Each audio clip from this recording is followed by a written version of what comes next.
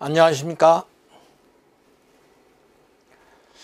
전기기능사 필기 강의를 시작하도록 하겠습니다. 전기기능사 필기 강의는 저희들이 직접 집필한 교재로 강의를 진행하도록 하겠습니다. 이 전기기능사는 물론 잘 알고 계시리라고 생각을 합니다. 전기 쪽에 전공을 하지 않았고 또 전기 분야에 근무 경험이 없으신 분들이 공부를 하고 시험을 칠 수 있는 그런 과정입니다. 다시 말씀드리면은 자격 제한이 없다라는 것을 말씀을 드리고, 전기기능사 자격시험은 필기시험과 실기시험으로 구성이 되어 있습니다. 필기시험은 사지선다형에 의한 시험이 되겠습니다. 그리고 실기시험은 4시간 반 작업형 시험으로 진행이 되는데, 필기시험 합격자에 한해서 실기시험을 칠 수 있다 하는 것도 이미 다 알고 계시리라고 생각이 됩니다. 전기기능사는 3과목으로 구성이 되어 있습니다. 전기이론, 그리고 전기기기, 전기설비, 이렇게 3과목인데, 전기이론은 전기공학에 대한 기본적인 이 원리와 공식을 담고 있다. 다 알고 계시죠? 그리고 전기기기는 이러한 공식들이 구체적인 기계 기구에 어떻게 적용이 되면 운영을 할 수 있느냐, 그 운영 원리에 대해서 다루고 있는 과목이 되겠습니다. 그리고 전기설비는 이렇게 전기기기를 운영하려고 보니까 각종 지역에 대해서, 환경에 대해서 각 여건이 너무나 다르죠. 그래서 이러한 운용이 되는 규칙이나 이런 순서, 이와 같은 것들을 기본적인 법과 규칙과 지침에 의해서 표준화시켜 놓은 과목이 되겠습니다. 다시 말씀드리면은 이 전기 분야에 근무를 하기 위하여 꼭 필요한 그 기본 지식을 3가지 과목으로 분류를 해서 배우고 있구나, 이렇게 아시면 되겠죠. 자, 그러면은 본 교재로 공부를 해서 전기기능사 자격증을 취득을 해야 되는데, 이 교재가 어떻게 구성이 되어 있냐 하는 것을 아셔야 효율적인 공부가 되겠죠. 작은 시간을 들여서 그리고 빨리 자격증을 취득을 할 수 있다. 자, 이렇게 말씀하실 수 있겠죠. 자, 그러면은 저희 교재의 구성 내용에 대해서 알아보도록 하겠습니다. 먼저 첫 번째, 단원별 이론이 정리가 되어 있습니다. 각 과목별로 분류를 하고 그 과목에 대한 세부 단원별로 기본 지식을 먼저 정리를 해서 배운다라는 겁니다. 자, 이렇게 배우면은 내가 잘 이해를 하고 있는지, 혹은 이 배운 내용이 어떻게 시험 문제에 출제가 되는지 하는 것을 알아봐야 되겠죠. 그래서 그러한 문제들을 단원 핵심 문제로 수록이 되어 있습니다. 그래서 각 단원에 대한 기본 정리를 하고 이 정리에 대한 핵심 문제를 풀어봄으로써 어떻게 되나요? 배운 내용을 좀 더 확실히 오래 기억할 수 있도록 한다 하는데 그 목적이 있습니다. 세 번째는 이러한 문제들이 실제로 어떻게 출제가 됐냐, 핵심 기출 문제를 1회에서 8회까지 연재가 되어서 같이 공부를 해보고 있습니다. 다음은 실제 시험을 치러 가야 되겠죠. 시험을 치러 가면은 CBT로 문제를 풀어야 된다 하는 겁니다. 2017년부터 현재까지 기능사 자격시험은 CBT, 즉 컴퓨터로 시험을 친다는 겁니다. 따라서 2017년부터 2020년까지 출제된 CBT 문제를 복기에 의해서 중요 문제를 수록을 했습니다. 그래서 CBT 기출문제 2017년부터 2020년까지 문제입니다 라고 공부를 하고, 다음은 모의고사를 쳐봐야죠. 실제 시험장에서 시험을 치면 잘 시험을 칠 수도 있고 또는 잘 못 볼 수도 있습니다. 잘 친 경우에 관계가 없습니다만은 잘 못 친 경우에서는 어때요? 다시 되돌릴 수 있는 방법이 없죠. 그래서 모의고사를 통해서 본인이 어떤 문제를 잘 알고 있는지 또 어떤 문제에서 부족한지를 알아서 마지막 정리할 수 있는 기회를 드려야 되겠죠. 그래서 CBT 모의고사를 또 수록을 해서 2회분을 수록을 해서 스스로 공부를 할 수 있도록 했습니다. 그리고 부록에는 전기 기초 수학과 내가 관련 분야에 전공을 하지 않다가 보니까 내 수학이 약해 하시는 분들이 의외로 많으십니다. 그래서 수학을 또 공부를 따로 할 수는 없죠. 본 교재에 이제 부록에 연재를 해서 이 기본 수학, 기초 수학에 대해서 스스로 공부를 할 수 있고 찾아볼 수 있도록. 그리고 또 중요한 것은 용어죠. 전기기능사 시험이 어려운 것이 두 가지 원인이 있습니다. 첫째, 용어가 많다는 것과 두 번째, 수학이 어렵다는 거죠. 그래서 부록으로 전기기초수학과 용어집을 수록을 했으며 이 용어집에는 약어와 명칭집도 따로 수록이 돼 있다라는 겁니다. 그래서 책을 이용을 해서 잘 활용을 하면은 충분히 합격을 할 수 있겠죠. 자, 그렇다면 또 질문을 하셨는데 이 책에는 도대체 몇 문제가 수록이 되어 있습니까? 라고 이렇게 질문을 하신 분도 계십니다. 그래서 약 1800여 문제가 수록이 되어 있으며 다른 이 교재나 문제집을 참고하지 않고도 충분히 합격할 수 있다 하는 것을 말씀을 드리고, 자, 그 첫 시간으로서 전기기능사 필기 첫 시간으로서 전기 이론에 대한 공부를 시작해 보도록 하겠습니다.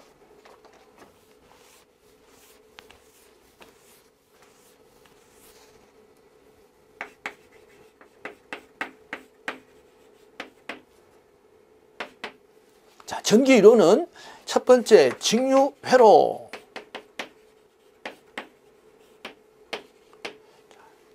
두 번째 정전기, 세 번째 자기, 네 번째 교류회로, 다섯 번째 회로 망으로 구성이 되어 있습니다. 자, 이렇게 공부를 하는 것을 프레임 학습법입니다. 가장 중요한 순서대로 공부를 한다는 거죠. 그래서 모든 책에서 가장 중요한 것은 차례입니다. 차례, 목차예요. 그 책에서 가장 중요한 줄기를 나타내기도 하죠. 자, 따라서 전기 이론을 공부하는 데 있어서 내가 어떤 분야를 공부하는지, 어떤 분야가 잘 이해가 안 되는지 이것을 알아야 되겠죠. 그래서 5개 파트로 나눠 놓는 것이 바로 이 전기회로, 정전기, 자기, 교류회로, 회로망입니다. 자, 그러면은 직류회로는 전기공학에 있어서 가장 기본적인 공식입니다. 기본 공식, 자, 원리죠. 따라서 직류회로에 대한 모든 기본 이 공식에 대한 내용은 다른 단원 혹은 다른 과목에서도 가장 기본적으로 나온다라는 겁니다. 그래서 한 번에 다 암기를 하고 이해를 하실 수 없다 하더라도 자주 보셔서 반복에 의해서 어때요? 기억을 하실 수 있겠죠. 다음 두 번째는 정전기입니다. 정전기는 대전된 이 물체, 그 대전체 사이에 작용하는 힘에 대해서 알아보는 이 단원이 되겠습니다. 그래서 양대전체 사이에 작용하는 힘, 즉 쿨롱 힘이 어떻게 되느냐? 그럼 이 쿨롱 힘에서 전개의 힘은 또는 전위의 크기는 그리고 이 정전기에 축적이 되는 에너지는 이렇게 단계적으로 알아본다 하는 겁니다. 다음 자기입니다. 자기는 자석의 성질을 말하죠.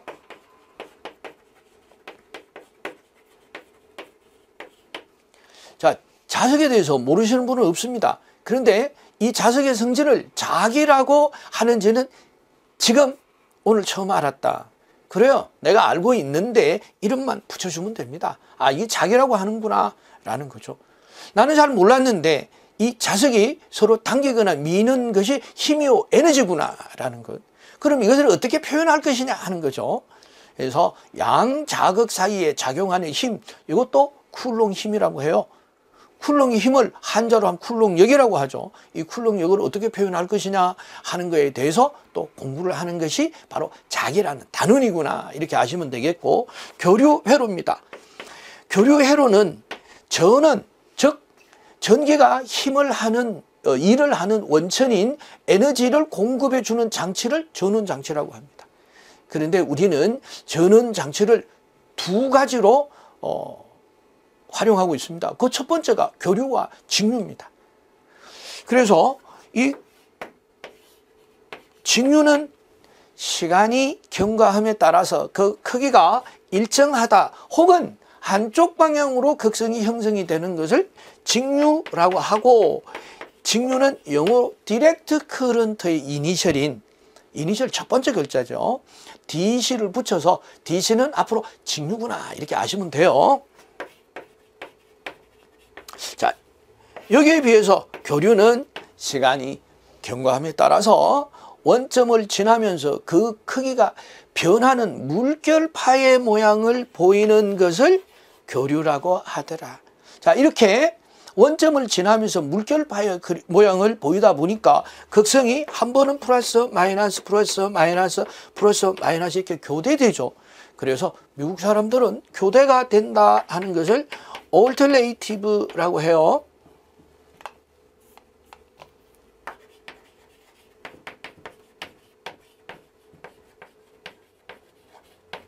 그래서 AC다. DC는 디렉트 커런트.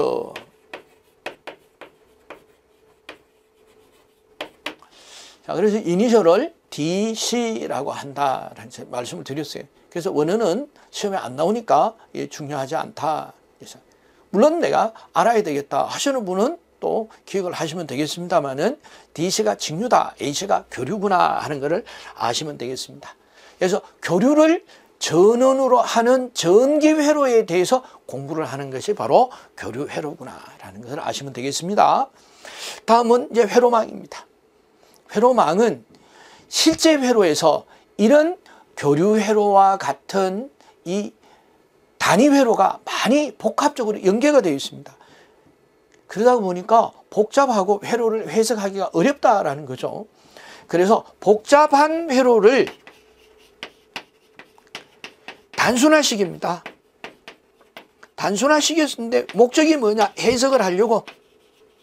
그래서 이제 우리가 알고 있는 입력에 대한 출력을 유추해 보자. 그래서 회로를 어떻게 하나요? 컨트롤할 수 있죠. 내가 원하는 출력을 만들어내기 위하여. 자, 이렇게 이론은 직류 회로부터 회로망까지 5개의 장으로 구성이 되어 있습니다. 자, 그러면은 그 첫 번째 직류 회로에 대해서 공부를 해보도록 하겠습니다. 자, 교재를 22페이지 보시면 되겠습니다. 직류 회로.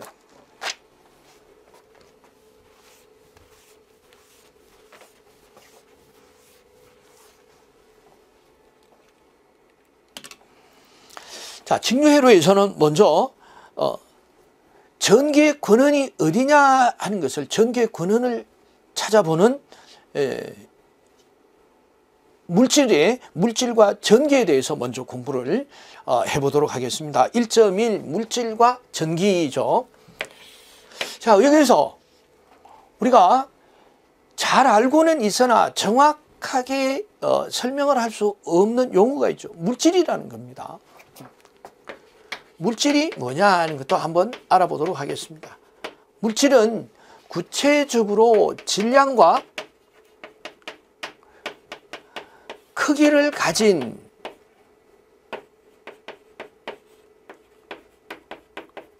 존재를 말합니다. 그래서 분필, 이것도 물질이죠. 그래서 교탁, 이것도 물질입니다. 그래서 구체적인 모양을 하고 있는 것은 일체가, 우리 주변에 있는 일체가 물질이구나. 그렇다면 이 물질과 전기라고 했으니까 이 전기의 근원이 물질의 어떤 것에서 연유가 된다 하는 것을 아실 수 있으시겠죠? 자, 그래요. 그러면은 자, 물질 속에서 전기를 찾아가 보자. 그럼 분해를 해서 그 속을 들여다봐야 되겠죠. 그래서 물질의 구성을 알아보기로 하겠습니다. 어떻게 분해해서, 그럼 어느 단위까지 분해를 해보느냐? 최소 단위까지. 그러다가 보니까 분자와 원자까지 들여다봐야 됩니다. 자, 우리가 이미 전기를 하지 않았어도 또는 화학을 공부를 하지 않았어도 분자, 원자는 잘 알고 있다. 원자가 물질을 구성하는 최소 단위다 하는 것은 잘 알고 있습니다. 어떻게 알고 있냐 이거죠. 볼까요? H2O. H2O가 물인데 수소가 2개, 산소가 하나다 이러는 것은 다 알고 있다라는 거죠. 수소는 기체예요. 산소도 기체입니다. 그런데 수소는 산소보다 가볍죠. 공기보다 가볍다라는 겁니다. 그래서 풍선 속에 수소를 넣는다면은 풍선이 떠오르겠죠. 이런 것이 기초의 고유한 성질이 되겠습니다. 산소는 그래 우리가 잘 알고 있죠. 사람은 산소를 어때요? 주기적으로 흡입을 해야 되죠. 산소가 없다면 살 수가 없겠죠. 그러나 이 산소 2개와 수소 2개와 산소 2개를 결합하니까 물이 된 액체가 돼버리죠. 서로 다른 성질의 또 다른 물질이 만들어지는 것. 즉 원자를 구성을 해서 새로운 성질을 가진 물질을 만들어 놓은 게 분자입니다. 그래서 분자, 원자 우리가 이미 잘 알고 있다라는 겁니다. 그런데 이 원자를 다시 들여다보면은 원자 핵과 전자로 구성이 되어 있다는 겁니다.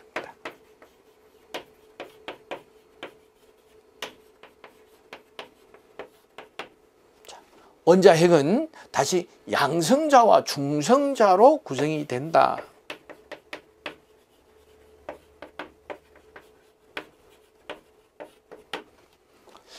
자, 여기까지 알고 계시는 분이 대부분이 잘 알고 계시겠죠. 그래 양성자는 전기의 극성이 플러스고 중성자는 플러스도 아니고 마이너스도 아니다. 그래서 중성이다. 그러니까 제로라고 표현을 합니다.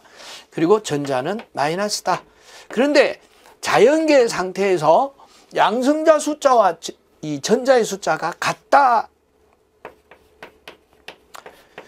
따라서 모든 물질은 어때요? 중성이 되겠죠. 플러스 마이너스 숫자가 같으니까 플러스 마이너스 제로가 되겠죠. 그리고 양성자와 중성자의 질량이 같다.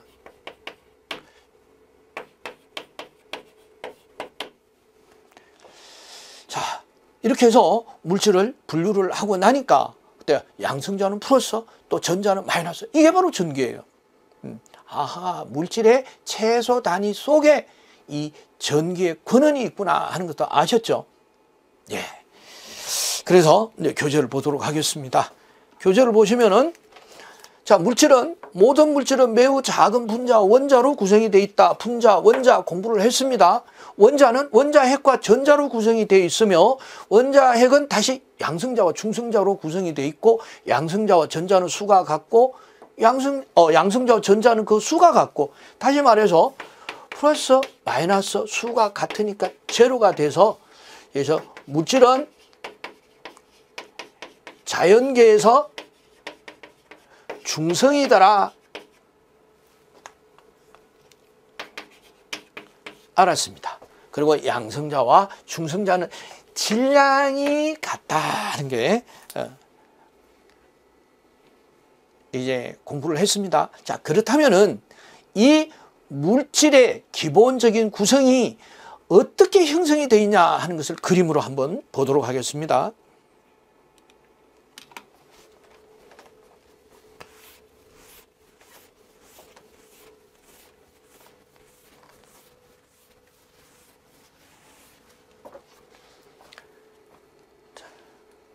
모든 물질은 보시는 것과 같이 제가 다시 한번 그려보겠습니다. 원자 핵을 중심으로 해서 전자가 일정한 거리로 회전을 하는 구조를 가지고 있습니다.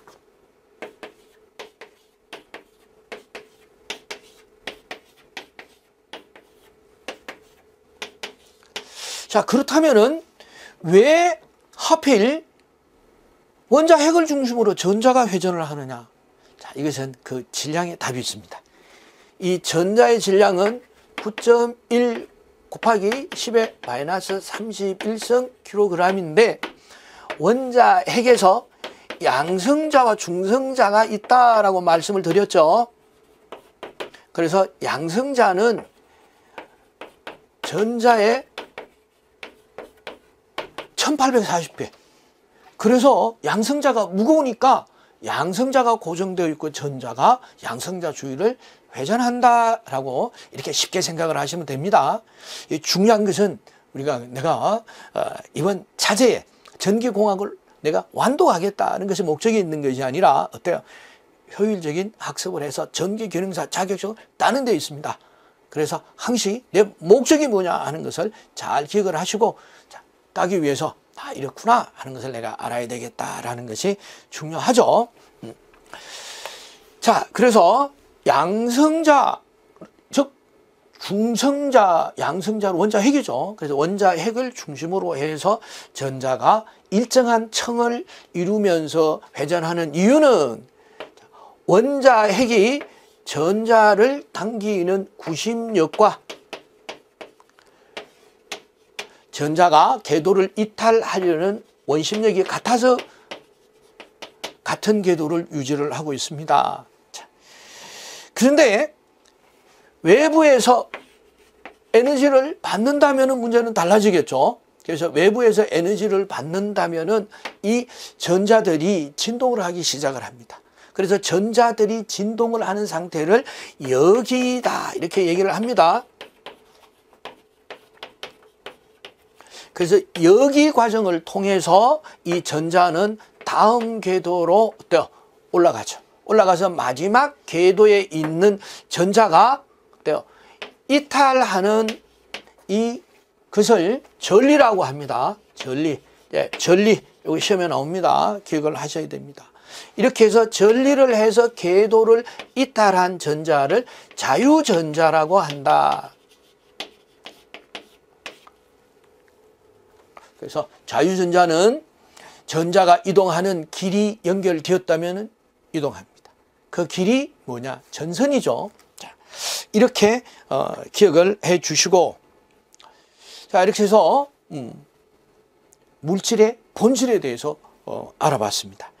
다음에는 이제 전자와 이 양자의 성질, 전자와 양자의 성질도 제가 물질의 본질을 말씀드리면서 같이 설명을 했어요. 확인해 보시자고요.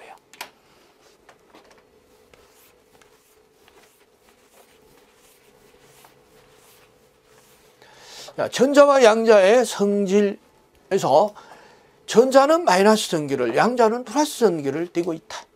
그래서 같은 전자 길이는 서로 미는 힘이 작용을 하고 다른 종류의 전기는 흡입력이 작용을 한다. 이것도 이제 기억을 하십니다. 반발력, 흡입력 해서 마이너스 전기, 요거를 다른 말로는 음전기라고 하고 플러스 전기를 양전기라고도 해요.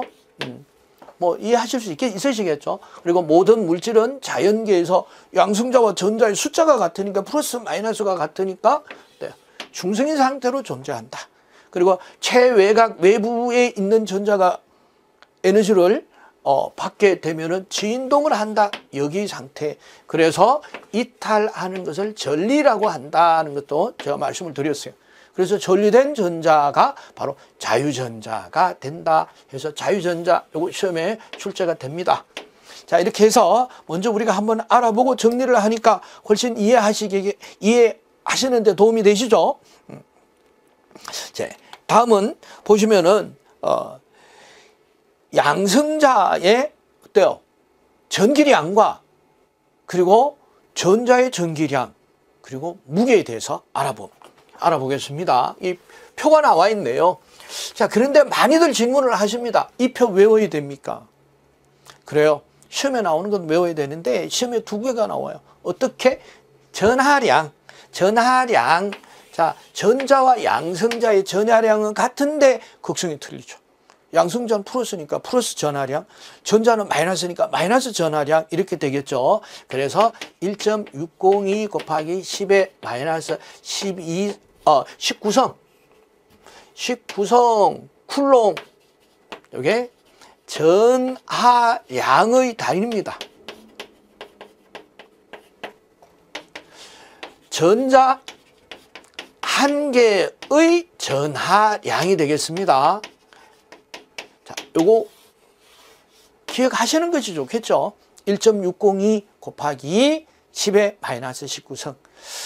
자, 어떻게 기억을 하나요? 1.6을 기억한다면 어때요? 6을 거꾸로 하면 9가 되죠. 그래서 19, 네, 이렇게 되는 겁니다. 그래서 중요한 것은 어떻게 외웠냐가 아니라 내가 기억을 하느냐 하는 거죠. 그리고 질량 보겠습니다. 질량에서 전자 한 개의 질량이 9.1 곱하기 10의 마이너스 31성 킬로그램. 전자 한 개의 질량이 얼마냐라고 출제된 적도 있습니다. 그래서 한번 눈을 익혀 두시고요. 자, 그래서 양성자와 중성자는 전자의 1840배라 자꾸 해서 공부를 했습니다. 다음은 자 1.2 전기의 발생에 대해서 알아보도록 하겠습니다.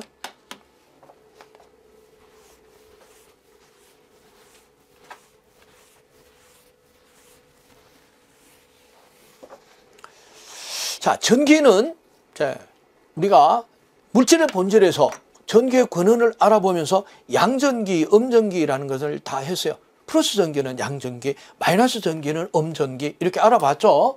그래서 양전기는 자유전자가 물질 밖으로 나가서 이 전자가 부족한 상태가 되는 것은 이제 전자가 부족해. 전자 마이너스인데 얘가 밖으로 나갔어요.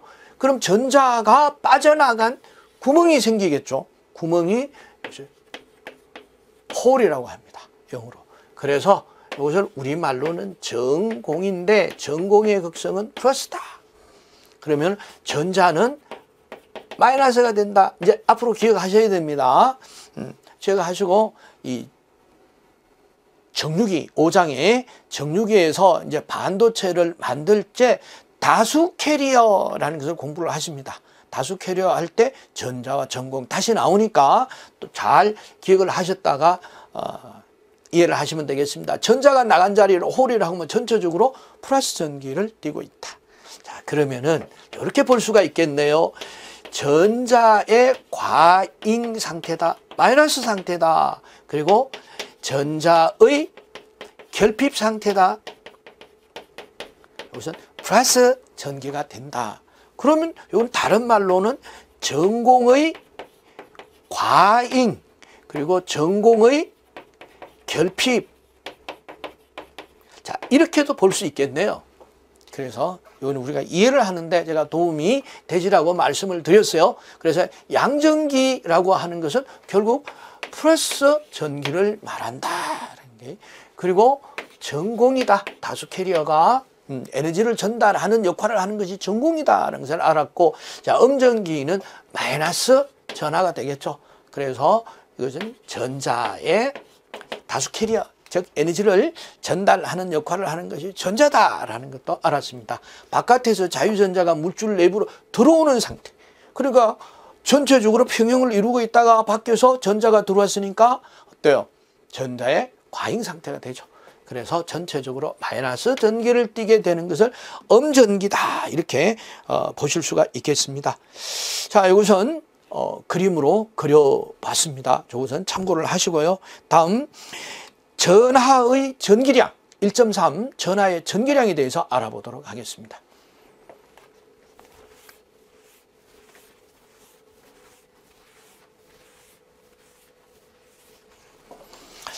자, 기본적으로 전하라고 했으니까 전하에 대한 용어를 먼저 알아봐야 됩니다.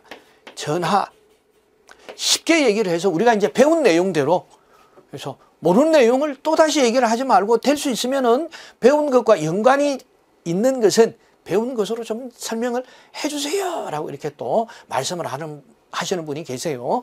그래서 전하란 제가 정리를 하겠습니다.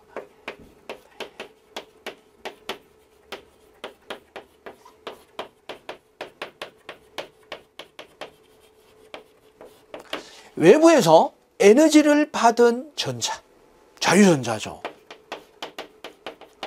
자유전자며 자유전자는 이동이 가능하다. 자, 이 전하를 영어로는 일렉트릭 차지라고 합니다. 일렉트릭 차지라고 한다. 차지라고 한다라는 게 기억을 하시면 되겠습니다. 자, 그러면은 전하란 일렉트릭 차지, 어떤 물체가 대전이 되었을 때 가지고 있는 전기 또는 전기량을 말한다라는 거죠. 대전이 되었을 때 결핍이거나 과잉 상태가 된 것을 말해요. 어떻게 외부에서 에너지를 받아서, 그런데 어떤 에너지를 어떻게 받았느냐는 모른다라는 얘기죠. 그게 따라서 양전기로도 되고 음전기로도 되고, 대전된 전기를 전하라고 한다. 그럼 그 전하량이 얼마나 되느냐, 전기량이 얼마나 되느냐 해서 전기량에 대해서 또 알아보면은, 전기량은 quantity of electricity 해서 전기량을 Q라 하고 단위를 C, 쿨롱이라고 합니다. 이게 용어와 약어죠. 물론 여기는 단위로 썼으니까 단위, 명칭 이렇게 말씀을 하셔도 되는데 지금 다 기억은 못 하세요. 그러나 그래서 많이 반복해서 보시게 될 거니까 알게 된다, 이렇게 생각하시면 됩니다.